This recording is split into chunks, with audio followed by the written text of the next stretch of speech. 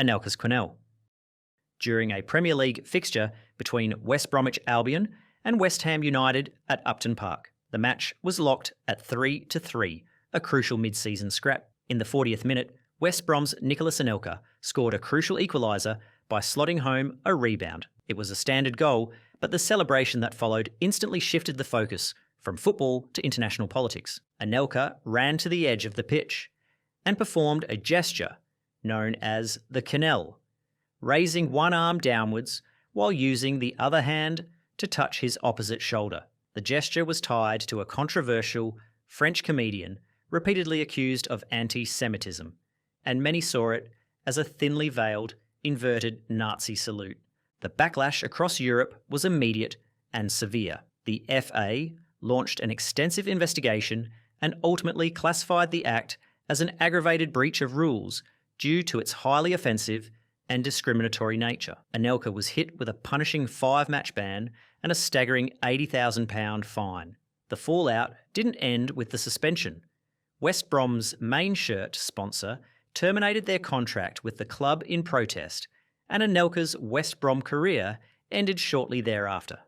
The Quenelle became an unforgettable example of how a single, loaded political gesture could not only obliterate a player's career, but also spark significant international outrage and commercial repercussions. The taking a seat. While this example is from a slightly less mainstream fixture, its geopolitical charge and brazen mimicry made it instantly controversial. In the 2019, a match between India and Pakistan was played under the predictable intensity of the cross-border rivalry.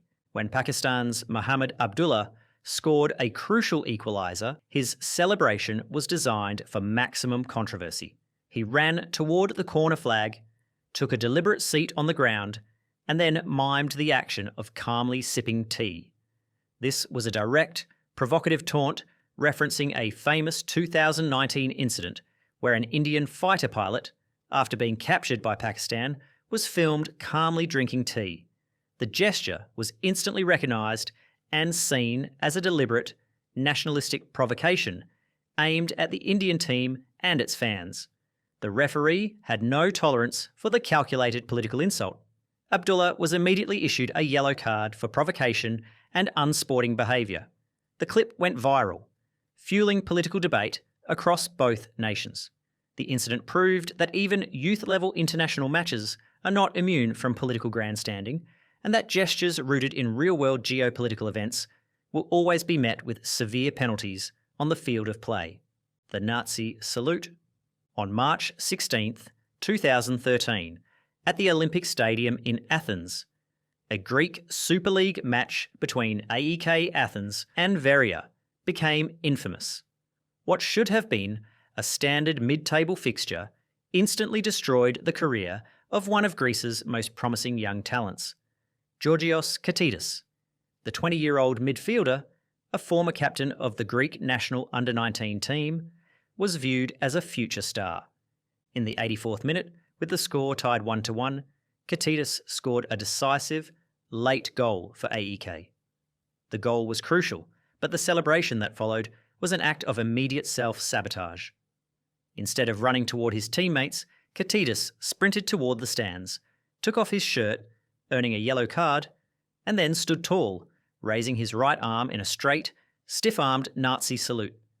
The gesture was instantly captured by every photographer and broadcaster. The very next day, the Hellenic Football Federation issued a stunning, career-ending statement. Katidis was banned for life from all Greek national teams. AEK Athens also immediately terminated his contract, stating the player had insulted the club's historical values. Katidis tried to claim ignorance, saying he was simply pointing to a fan and did not know the salute's meaning, but the defence was widely ridiculed. The incident was classified as an act of public incitement to hatred and a gross violation of sporting ethics. Katidis' career never recovered. The gesture instantly made him a pariah in European football. The Double Eagle, the 2018 FIFA World Cup Group stage match between Switzerland and Serbia on June 22nd in Kaliningrad, was charged with deep geopolitical tension, rooted in the Kosovo conflict. Serbia took an early lead, but the Swiss pressed for an equaliser. The pivotal moment arrived in the 52nd minute when Granit Xhaka fired a powerful shot from outside the box to level the score. Instead of a typical celebration, Xhaka ran toward the cameras and clasped his hands together and spread his thumbs, creating the shape of a double-headed eagle. This is a powerful symbol of Albanian national identity, directly challenging Serbia's stance against the independence of Kosovo, the players' ancestral home. The tension only escalated in the 90th minute when his teammate, Xhaka and Shaqiri, whose family fled Kosovo during the war, scored the winning goal. Shaqiri immediately repeated the exact same eagle gesture. The Serbian bench and fans were instantly furious, viewing the celebrations as highly inflammatory political provocation. FIFA's disciplinary committee responded swiftly. They classified the act as making an unsanctioned political statement that had no place in the game. Both Xhaka and Shaqiri were hit with hefty fines of 10,000 Swiss francs for unsporting behaviour. What was meant to be a simple sporting contest instantly turned into a major international flashpoint, demonstrating the strict line FIFA draws on political speech. Why always me? The atmosphere on October 23rd, 2011, at Old Trafford for the Manchester Derby was electric. Manchester City was determined to announce itself as a serious rival to the established Manchester United dynasty. The pressure on their controversial star striker, Mario Balotelli, was immense, given the constant media scrutiny surrounding his life. The breakthrough came in the 22nd minute. Balotelli controlled the ball in the box and fired a low shot into the net to open the scoring. The goal was clinical, but the celebration that followed was pure Balotelli theatre. Instead of a typical roar of celebration, the Italian calmly approached the goal line, paused, and lifted his blue City jersey. The message was a direct, cheeky retort to the constant barrage of media scrutiny he faced at the time, including the infamous incident where fireworks were set off in his bathroom the night before the match. The referee, Mark Clattenburg, had no choice in the matter. Under FIFA Law 4, revealing a message on an undershirt is an automatic bookable offence, regardless of the message's content. Balotelli received his inevitable yellow card with a shrug. The phrase was instantly immortalised, appearing on front pages and T-shirts globally, perfectly summing up the chaotic, unpredictable, and ultimately unforgettable career of the controversial Italian striker. Robbie Fowler's snorting the line. The intense rivalry of the Merseyside derby has always been a cauldron of passion and hostility, but few moments have ever been as shocking or controversial as this one in April 1999 at Anfield. For months, Robbie Fowler, Liverpool's star striker and a local icon, had been the relentless target of vile taunts from Everton fans. Chants and banners from the travelling Toffees supporters had continuously and falsely accused him of drug use. In the 15th minute, Fowler was fouled in the box, and a penalty was awarded. He stepped up and calmly slotted the spot kick past the Everton keeper, Thomas Meyer. The relief of the goal was instantly eclipsed by the act of provocation that followed. Fowler dropped to his hands and knees right at the edge of the penalty area, leaned down to the white byline, and brazenly pretended to snort the white chalk line like a line of cocaine. His teammate Steve McManaman, recognising the trouble instantly, tried to pull him away, but the damage was done. The moment was captured by every camera in the stadium, and the media storm was immediate and explosive, drawing international condemnation. The FA reacted with severity, classifying the act as a serious breach of sporting conduct and bringing the game into disrepute, warning that it sent an appalling message to younger viewers. Fowler was hit with a massive £60,000 fine and a punishing 4-match ban. Paolo Di Canio's fascist salute. Paolo Di Canio was a figure whose controversial, far-right political beliefs were famously inseparable from his football persona, particularly during his time captaining Lazio in Serie A. The club's ultra fan base, known as the Curva Nord, is historically associated with neo-fascist and extreme-right political movements in Italy, and Di Canio was their ideological hero. On multiple high-profile occasions, throughout the 2004 and 2005 seasons after scoring a goal, most infamously during a Roman derby against AS Roma. Di Canio would make a beeline towards the Curva Nord and raise his arm in a straight, open palm, fascist salute. This was no random heat-of-the-moment gesture.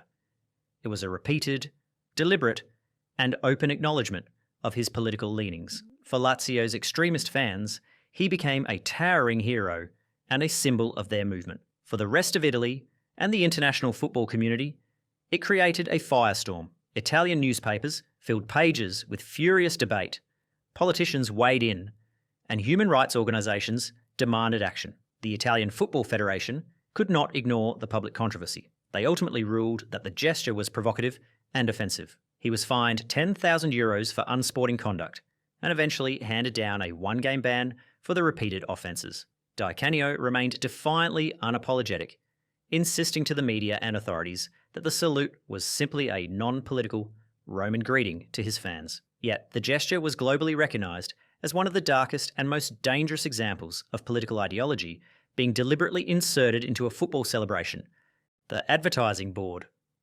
On a cold January night in 1998 at St James's Park, Newcastle United was locked in a bitter, frustrating Premier League draw with relegation-threatened Bolton Wanderers.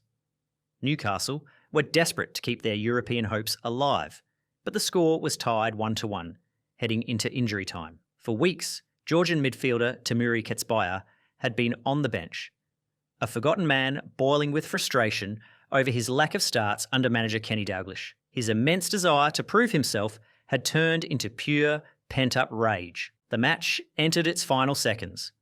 A scrambled ball found its way to Ketsbaia, who had come on late as a substitute. He stabbed the ball home from close range for a desperate 90th minute winner. The stadium erupted, but Ketsbaia's reaction was not one of joy. It was an explosion of primal fury. He immediately ripped off his shirt and began running wildly, his eyes wide and bulging with a terrifying intensity. He didn't stop until he reached the advertising hoardings, where he launched a savage, relentless kicking spree against the defenceless plastic boards. He kicked the boards multiple times with full force, his veins popping, before his teammates finally managed to restrain the visibly possessed player. He later admitted the rage was due to his weeks of bench warming, not the goal itself. The FA immediately investigated the chaotic scene, penalising him for removing his shirt, a caution, and charging him with bringing the game into disrepute for the violent destruction of property, an act that was literally unheard of in a goal celebration. He was hit with a substantial fine and multiple match ban, creating a piece of footage often cited as the most bizarre and aggressive celebration in Premier League history. Adebayor's full-pitch sprint. The date was September 12th, 2009, and the stage was the Etihad Stadium for a fiery clash between Manchester City and Arsenal. The central figure was Emmanuel Adebayor, who had left Arsenal for City that summer under bitter circumstances, citing a lack of respect. From the moment he stepped onto the pitch, the travelling Arsenal fans subjected him to a vicious chorus of boos and personal insults. With City leading 3-1, the decisive moment arrived in the 85th minute. Adebayor, leaping high, directed a powerful header into the net against his former club, sealing the victory. However, his celebration was an act of pure, calculated vengeance that stunned the football world. Adebayor embarked on an audacious 100-yard dash, sprinting the entire length of the pitch with his arms windmilling. He didn't stop until he reached the far corner flag, where he launched into a wild knee slide directly in front of the enraged Arsenal away section. The crowd immediately descended into chaos. Fans surged forward, stewards struggled to contain the situation, and cameras captured a stream of missiles and objects hurled onto the pitch, including a plastic chair that narrowly missed the celebrating player. The FA reviewed the footage and deemed the action a clear and severe case of unsporting behaviour, specifically for provoking spectators and inciting disorder. Adebayor was hit with a £25,000 fine and a 3-match ban, combining a 2-match ban for the celebration with one for a separate on-pitch incident. That infamous, vengeful sprint remains a defining moment of Premier League animosity.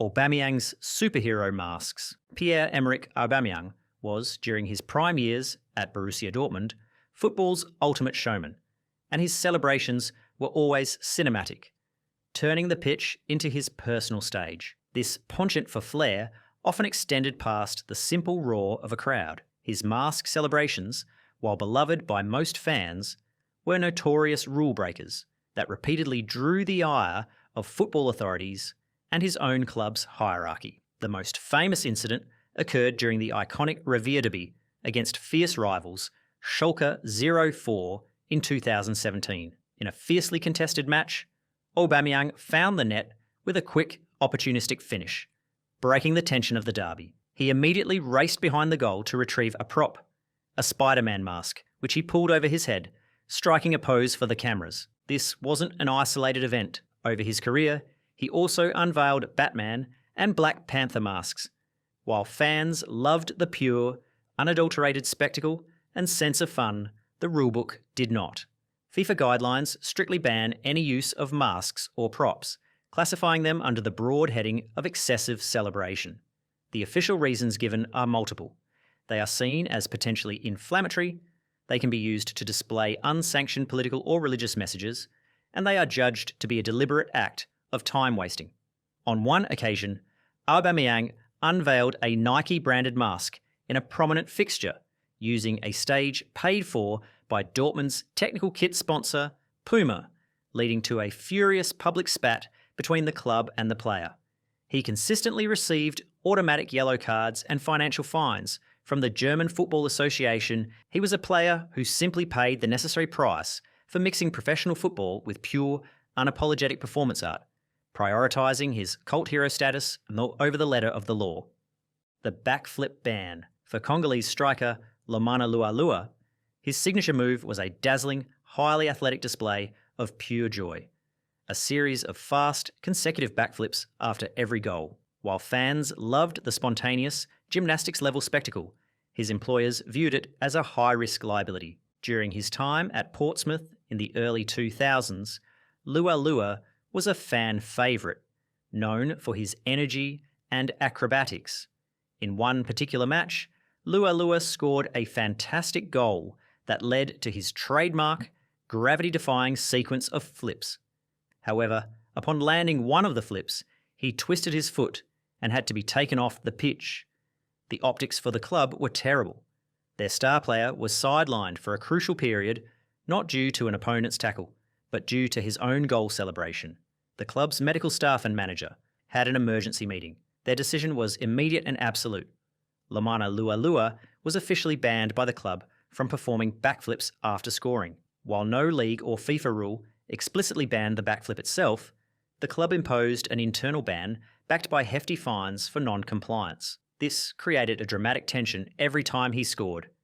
The crowd would chant for the flips, the player would look tempted, but the spectre of the club's strict ban and the medical staff's glare kept him grounded. It's a unique ban where the player was fighting against his own joy, not an opposing league's rulebook. Suarez mocks his manager. The tension of the Merseyside derby is always immense, but on October 28, 2012, at Goodison Park, the hostility was particularly sharp, thanks to weeks of media build-up. Liverpool star striker Luis Suarez was constantly being accused of diving and simulation by opposing fans and, crucially, by Everton manager David Moyes, who had publicly called Suarez a diver in the lead-up to the fixture. The atmosphere was a powder keg, just waiting for the match's controversial flashpoint. The game was a fierce, back-and-forth battle that saw Everton battle back from 2 goals down to level the score at 2-2. Then, in the 82nd minute, Suarez managed to score a goal that put Liverpool ahead, an audacious strike from outside the box. The goal was brilliant, but the celebration was a direct, calculated act of mockery aimed squarely at the opposition. Suarez ran towards the touchline, where his manager, Brendan Rodgers, was standing, and executed a perfect exaggerated swan dive right in front of the technical area. He then lay on the ground, pretending to be utterly crippled by an invisible foul. The camera instantly cut to David Moyes, who was shown with a face of stone, utterly nonplussed by the brazen taunt, although technically an act of unsporting behaviour that earned him an automatic yellow card for excessive celebration, the sheer audacity and directness of the mockery made it unforgettable. Suarez not only silenced the crowd, but directly responded to his harshest critic on the global stage, turning the manager's accusation into a viral joke and cementing his reputation as football's ultimate agent of chaos. Ronaldo silences the Bernabeu in one of the most electric atmospheres in world football. The El Clasico rivalry often features moments of pure disrespect. On April 23, 2017, at the Santiago Bernabeu, Real Madrid hosted Barcelona in a match that would ultimately decide the league title. The pressure was astronomical. Barcelona's Lionel Messi had just scored a stunning equaliser, making the score 1-1, and the Real Madrid crowd was baying for blood and victory. Then, in the 73rd minute, Cristiano Ronaldo, who was constantly vying with Messi for the status of the world's best player, pounced. Gareth Bale whipped in a low cross, and Ronaldo showed his predatory instinct, sliding the ball home to put Real Madrid 2-1 up. The celebration that followed was cold, calculated, and aimed directly at the rival fans. Ronaldo sprinted to the corner flag, but instead of celebrating with his team, he paused, turned to face the vast expanse of the screaming Barcelona away section, and dramatically put his finger to his lips in a defiant, shushing gesture. The stadium descended into a momentary, shocked silence before erupting in vicious whistles and jeers. While shushing is not a formal rule breach, the referee correctly deemed it to be an act of excessive provocation and unsporting behaviour, specifically targeting the opposing fans. Ronaldo was immediately given a yellow card. The gesture, known globally as calma calma, and from an earlier instance, was a masterful piece of showmanship and a classic example of using a simple, non-verbal taunt to incur a formal caution, demonstrating how subtle gestures can carry enormous animosity in a derby. Edinson Cavani's gunslinger. Edinson Cavani, with his relentless energy and predatory finishing, earned the nickname El Matador over his illustrious career. His signature celebration, the gunslinger, was just as dramatic as his playstyle. After scoring, he would pull out his invisible pistols, twirl them in a practice motion, and fire imaginary shots into the air, a cinematic trademark that fans worldwide recognised and loved, while most spectators viewed it as a harmless nod to Western movie iconography. In high-stakes environments, match officials saw it through a different, far more cautious lens. The controversy peaked during the intensely physical and hostile 2015 Copa America quarter-final between Uruguay and Chile, the host nation. The tension was immense, with both sets of players engaged in a fiercely contested, tense, and ill-tempered match.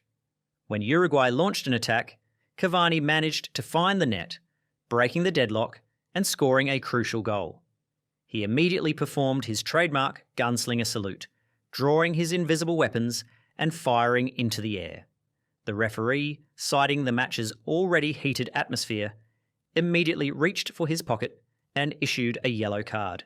The officials deemed the gesture as potentially inflammatory and unsporting behaviour in a fixture where tempers were already on a knife edge. The decision sparked a significant public and media debate.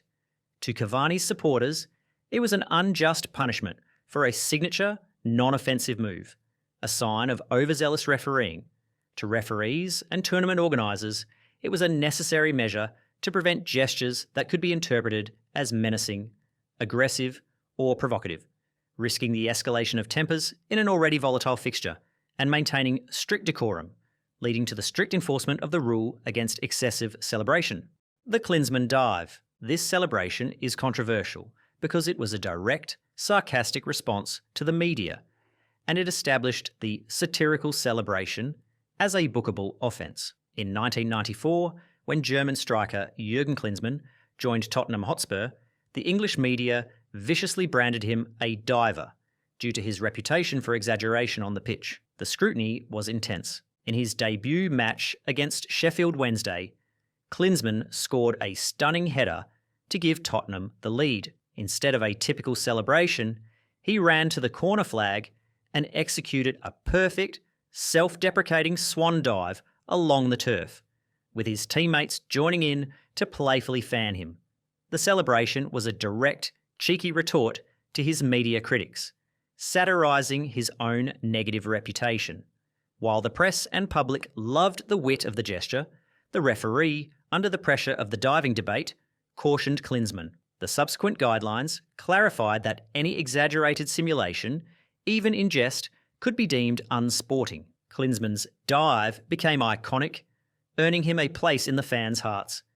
But it also became a case study in how the IFAB began to clamp down on celebrations that mocked the game's integrity, even when done with a smile, the sip of the bottle. This bizarre incident in the Brazilian League showcased a player's open disdain for his manager. In 2014, during a match while playing for São Paulo, former AC Milan star Alexandre Pato was struggling to meet expectations and facing constant criticism from his manager Mauricio Ramalho.